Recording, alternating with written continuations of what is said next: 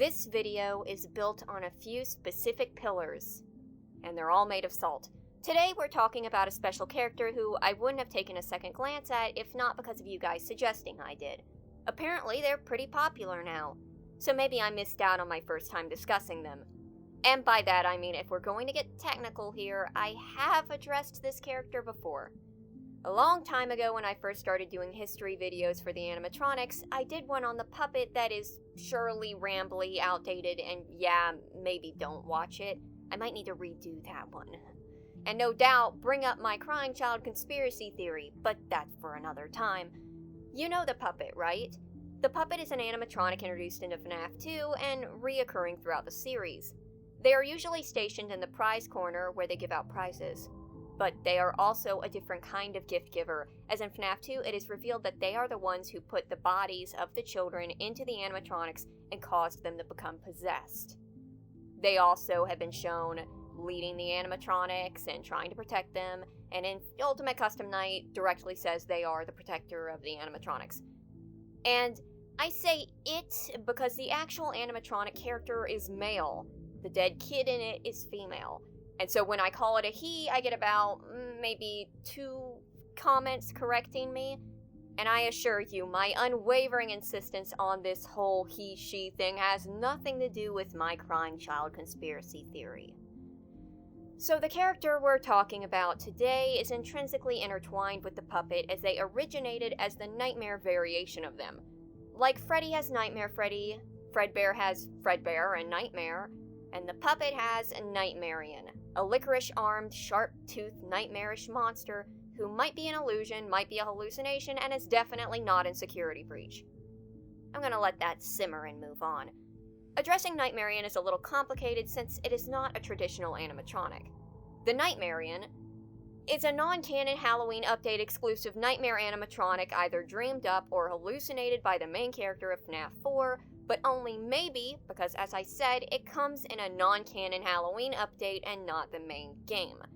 To put it in perspective, the other animatronics introduced alongside it were the Jacko animatronics, Jacko, Chica, and Bonnie, and Nightmare Mangle, that animatronic who I keep forgetting exists. And it may feel like I'm going on about this a lot, but I'm actually setting up for a point later. But before I do that, let me actually dive into the history of Nightmarionne. Nightmarionne is the final boss of Fnaf 4. That is, it is the final boss of the Halloween update, replacing Nightmare, who was the original final boss, technically. Like Jacko, Bonnie, and Chica replacing Bonnie and Chica, and Nightmare Mangle replacing Foxy. It pretty much acts identical to Fredbear and Nightmare. It's just an additional design. It even has the same jump scare, just with its close-up instead of Nightmare's. Story-wise, there is no story to why Nightmarionne is there. After all, Jacko, Chica, and Bonnie don't have any lore relevance, and the Halloween update didn't give any extra cutscenes or anything. No voice lines either at the time, so there's not much to say on this fella's first appearance. Interesting fact, but Nightmarionne's teaser had a hidden source code hint titled, "Don't Wake the Baby," which was a reference to Markiplier, referring to the puppet as the baby. I mean, he really is kind of a baby, isn't he? Yeah, my baby. Jokes aside, unless I'm wrong, I think this is the first example of a Fnaf game having a major homage or reference to any YouTubers in it, which I find pretty neat. So that was Nightmarionne's first appearance. After this point, it went AWOL until it returned in Ultimate Custom Night alongside Nightmare Bonnie and Nightmare Mangle and some others. Now, Nightmarionne is a tricky one, but honestly one of the animatronics who I find the easiest to figure out. Basically, he slowly appears in the office and you have to look away before he fully forms, or at least get your mouse off of him. All you have to do is keep moving, so he's only really a problem if you get distracted or forget that he's there. Nightmarionne is also given a voice. Let's take a listen to his voice lines. Let's taste death again and again and again. This time, death cannot save you. This is a nightmare that you won't wake from. The nightmare is just beginning. I am the fearful reflection These seem to all be referencing the nightmares and death and fear. Now, I've seen some interest in that last line, a fearful reflection of what you have created. A lot of folks have varying takes on what this line means. I think it's straight up a reference to Afton and the puppet. I am a fearful reflection of what you have created. It's a nightmarish version of the puppet who was possessed because William killed them. Of course, that could also apply to all of the nightmares. Most of them have lines like this, basically saying, "You created me, and now we're here to torment you forever, you monster." I am your wickedness, made of flesh. I am given flesh to be your tormentor. Nightmarionne's gameplay is unique, and their voice is cool, if somewhat similar to the other nightmares, but again, story-wise, nothing too impressive here. By which I mean nothing really here. And that's not me trying to be a contrarian, just realistically, Ultimate Custom Night was not about any one specific animatronic. It sort of played as an epilogue, kind of, but the dialogue and voice lines were more flavor text and lore condiments to season the goods. So what was next for the Nightmarionne? Well, like many animatronics, Nightmarionne got his own level in Help Wanted. Yeah, I know, he did and the puppet didn't. Yeah, crime against nature, but all jokes aside, Nightmarionne was one of the animatronics who was moderately improved and utilized by Help Wanted. That is, Nightmarionne's level isn't the most impressive thing gameplay-wise, but movement animations and the wiggly tickle fingers added a bit more to an animatronic who could use it. Basically, you're holed up in the Fnaf 4 bedroom and Nightmarionne is trying to get in. He comes down the hallways and you have to shut the doors on him. He also sneaks in his wiggly tickle fingers through the closet, down through the giant hole in the ceiling, and under the bed, during which you have to drive him off with a flashlight. But don't worry about missing these because the tentacles make this sound.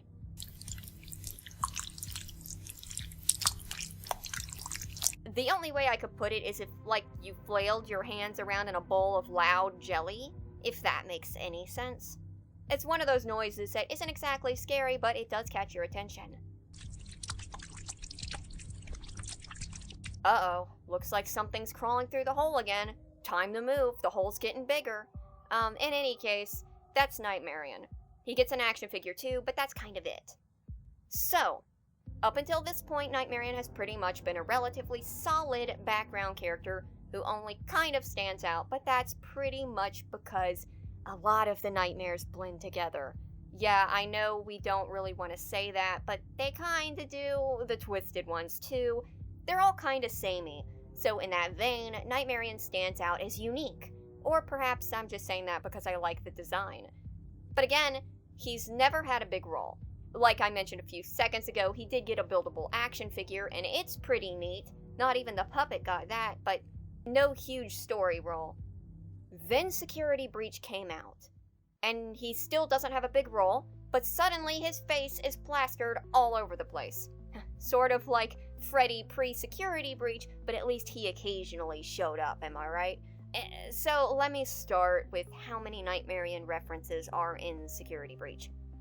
Firstly, there's quite a few plushies of him sprinkled around, and he's not the only character who gets this treatment, but he does get the most, with the puppet only having 2 plushies in the game, and the plush babies appearing in a room. I actually got confirmation that plush baby room does exist. There's other characters too, but I'm not going to go through them right now. But the Nightmarionne plushies are all over the place. Well, there's at least 3 of them, and sometimes they are hidden inconspicuously. This happens again in Ruin 2. When I was first starting my Ruin playthrough, the footage I never used because it was super zoomed out, I ended up accidentally stumbling upon a Nightmarionne plush peeking out at me at the beginning of the game after that cart flies down. If you turn around immediately, there's one sitting there.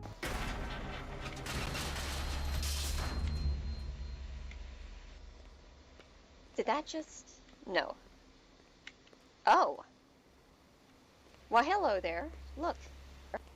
Little Nightmarionne. Such interesting lore. I wonder what his backstory is. That's a Dayshift of Freddy's reference. Now, the one in the base game that you collect is labeled Nightmare Plushie instead of Nightmarionne. Some folks recently have taken this to mean that Nightmare and Nightmarionne are the same character, but I don't know. I think it was either a typo or a letter limit issue. And if you don't think FNAF can't have typos, In Ruin, when Shattered Sun sings, you can hear him sing Spilled Tempers, but the subtitles say Spilled Tempura. And in this case, it's clearly Spilled Tempers, because temper tantrums in daycare makes more sense than Sun casually discussing how he can't get his breading to stick to his shrimp. I know that Ruin also labels it as Nightmare, but I'm still not entirely convinced. Like, maybe it's supposed to be a Nightmare character, as Nightmarionne is Nightmare Puppet. I don't know. I don't think one discrete line is enough to say that they are one and the same, and I don't think we can go on them having the same gameplay because they're like reskins. One is a reskin of the other. Jacko Bonnie, Bonnie, Jacko Chica, Chica. We'd have to be saying that those two are also the same characters. And maybe that would make sense. Maybe the illusion on the outside is just switching around. But that would be confirming that the Halloween animatronics are just changed illusions on the same body. But then why would Nightmarionne be important? Wouldn't Nightmare be the important one? Why just choose the other design? Especially since their body structure is so different. My point being that I would currently take this with a grain of salt. As though this wasn't salty enough, of course. So that's pretty much the deal with the plushies. But wait, there's more! In the server room under Phaser Blast, there are some striped wires, and in the arcade, there are some striped lights that sort of look like wires. I'll get back to those in a hot second. More importantly, there's a dumping ground in the basement of the Pizzaplex. Yes, Fazbear Entertainment is apparently too cheap to actually get someone to take the garbage out, so they dump it in their basement. This is why they've got this whole rat infestation problem. Along with plenty of old staff bots littering the place, some of which look barely damaged. Some of them have faces drawn on them. By who? Probably Vanny, and these faces look like Nightmarionne, and on their bodies is written, "In your dreams," a reference to Nightmarionne, or the nightmares. Why? Well, the popular theory that is out now and is why I was requested to make this video is because the truth is, Nightmarionne is actually in Security Breach. Yes, he's been pulling the strings the whole time. Not Vanny, well maybe Vanny, or certainly not the puppet, but the Nightmarionne. No longer just a side character from a Halloween update, he was assumedly brought to life during whatever happened in Ultimate Custom Night and Help Wanted, and uploaded into the Pizzaplex, where he now lies in wait, controlling all of the systems inside of it. Except for one problem. He's not there. Like, physically in the game, in the location, not shown, not even mentioned, no indication that he's really there controlling the Pizzaplex, and if he is, he's doing a really lousy job. No implications that he's really glitch-trapped, nothing. All these little references that have been picked up to indicate that he's actually there fueled this idea that he's there and that he means something. But the problem is that he's just not. You can't see him, you don't get any notes on him, you just have to pretend. Assume he's there. Look, there's only one omnipotent, all-seeing man who can cast judgment on people and is believed to exist even without anyone physically seeing him, and Nightmarionne is no Santa Claus. Because, you know, I love the puppet, but you know what I don't love? Being told the puppet's in Security Breach and being like, well, he's not in the prize counter, better keep looking. And yes, I've heard the puppet and Nightmarionne are in Security Breach thing interchangeably. It's a really neat headcanon, admittedly. I would have loved to have seen it. Except, instead, I've got mislabeled merch and poorly recycled hardware with his face plastered on them. And I'm about to be especially petty because one of the points of evidence that I've heard from maybe only one person, so I'm guessing that it might have just been a one-person thing, is that there's a connection through Gregory. That Gregory is the reincarnation of the crying child because he looks like him. He does. Gregory does look like the crying child. And the crying child was the one who the Nightmarionne tormented. Oh, except, wait. Two things. First of all, glad to see a Halloween skin get such a boost of importance. He actually replaced another character entirely. More importantly, and here's one of my pillars of salt that holds up this rather feeble argument, apparently recently the books have confirmed that the crying child wasn't even the character we play as in Fnaf 4, as though they couldn't take anything else from him, I suppose. And I know what you're going to say. Naughty name. You say the Tales books aren't reliable ways to take in lore. And I still do. Needn't I remind you that the most lore-important, relevant stories in the series is the one with the virtual anime waifus? No, I am not kidding. That's the only book where DJ Music Man shows up, where they go into the basement, where the daycare attendant shows up. Yeah, that's technically the most security breach book, and it has the anime girls with the plump chests who are shoving hot dogs in their mouths. And you may think I'm rambling, but believe me, I'm getting somewhere, and that somewhere is this. The books say a lot of things, and I don't equate them to the games unless they show up there. And Nightmarionne isn't here. He's not even in the books. Belief is a funny thing. Like, you can believe something full-heartedly, and I'm not going to fault you on that, but that doesn't mean something is what it is. Now, maybe someday it will be, but not right now. And that's as someone who does believe that fan reception affects the games. You can't tell me that Roxy's redemption was planned from the beginning. Which means, dear viewers, if Marionette, nope, again Nightmarionne, shows up in Security Breach 2 and the puppet doesn't, I'm blaming you personally. And then I'll blame myself for not advocating harder. Okay, so the last 10 minutes were exaggerated and hyperbolic, I'll admit. I don't feel that strongly about any of this, but I do mean what I say, and I say that there's a lot of Nightmarionne merch all over the place, but I see no Nightmarionne, so I'm not going to act like he's there. The problem with Security Breach is, and still is, that the story was not finished. Ruin was a step forward to get past Security Breach, but Security Breach, yeah, still empty. And I know theories like this, at their core, are neat ideas trying to fill in that gap, but, time to move, the hole's getting bigger. But if the Nightmarionne isn't here, then why all the references? Well, I'll get into that in a minute because I have an idea why, but first I'd like to bring up something someone mentioned in a hot take that was submitted and that I brought up in a video. Basically, they asked what the importance of Nightmarionne is. Does someone at Steelwool really like him, or is he vital to the story?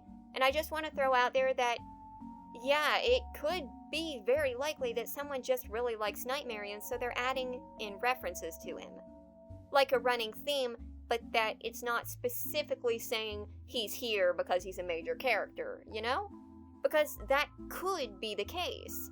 Maybe it doesn't have to mean something greater. We're sort of trained to watch Fnaf like a hawk for lore clues, but if you look back, we've had reoccurring jokes and characters who weren't some hint to the greater story. So, again, possibly. But now on to the references. Let's say Nightmarionne is being primed to be reintroduced into the series as a major character.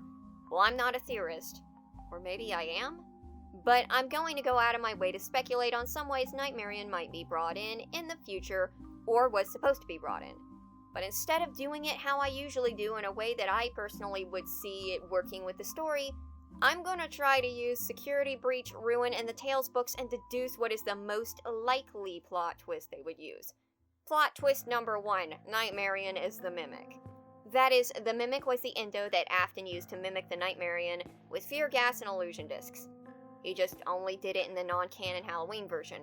He just dragged some poor sap down to Afton Robotics' anal retentive rental to celebrate Halloween by throwing the Mimic at him disguised as Nightmarionne. And Mimic went through like a significant Nightmarionne phase, and that's why he planted Nightmarionne stuff all over the Pizzaplex. But then he started to stand Afton instead and then became a furry, his persona being Jerry the Jersey Lion. The Nightmarionne stuff is just left over from his edgy phase, when he wore a lot of black and stripes. Still has that hair flip though. Plot twist 2, the Mxes made the nightmares real. And that is real in a sort of loose sense of the term, basically turning them from hallucinations to actual projections. Like, Afton used illusion discs and bad gas to project these nightmare creatures, but also saved them in his database, and eventually that got spread to either the Mimic or Mxes, and then they used the Vanny Mask to recreate illusions of these nightmares. Why is Nightmarionne in Security Breach? Well, that's foreshadowing. Plot twist 3, which is the most likely other than the possibility that he was just added because he's a light character thing. Nightmarionne was actually supposed to be in Security Breach. So, like, a lot was cut from Security Breach. I've said this plenty of times. Full missions, the whole Shattered Freddy segment, Beta Burn Trap, all of Burn Trap's dialogue, Vanessa's dialogue, and the side missions, Vanessa, Vanny, the Vanny meter, the challenge mode, the ability to do something with clothes, the crash coins and the suspicious coin slots, like in Monty's back. So much of the game was cut. Yeah, Nightmarionne could have easily been cut too. It doesn't explain why he's here. Maybe there was an unfinished glam rock puppet who looked like Nightmarionne and that would explain the connection. Well, he's gone now, unless they bring him back later. But the thing is, it would be really weird to drag up Nightmarionne and not the puppet. And I'm not just saying that as someone who's a puppet fan. I would think that would be really odd. Like if we brought in Freddy Frostbear as a major character, or Swamp BB after BB has stopped being used. What a weird possibility. And maybe Nightmarionne has been upgraded, but still, what an odd choice. But I feel like he'd be more like the ghost of Jacob Marley, weighed down by so many chains that he couldn't exactly bring much to the table except a reminder of the story that Fnaf is trying to move past. The ghost of Christmas Past, not the one who was part of the main story, but a reflection of them. Complete disclosure, I am mostly saying this because I feel like the only way Nightmarionne would be brought back is by saying that he was the Mimic. I am not kidding. Look, I've slightly started warming up to the Mimic, if only because I concocted this headcanon about him being a pitiful cosplayer who really thinks this looks like Gregory.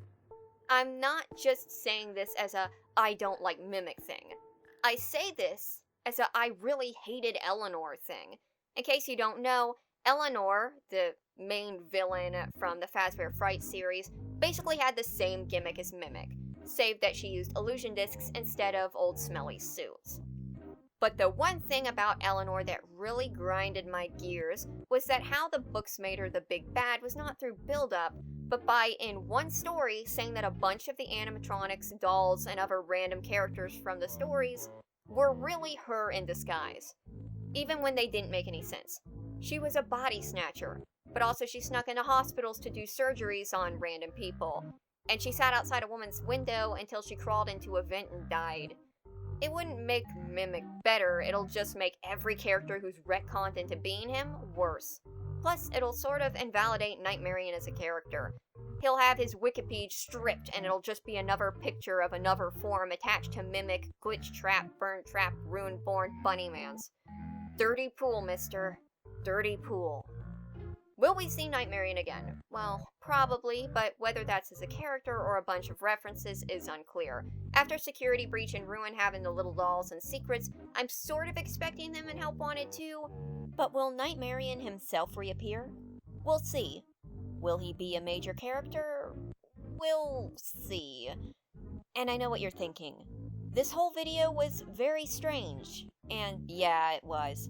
Considering that I've talked about Nightmarionne before and there's not too much to talk about him, I had to spice it up a little bit. And I always have plenty of salt on hand. Anyways, thank you for watching. I really hope that that's not a sign. The Nightmarionne, not the cart. The cart's cool.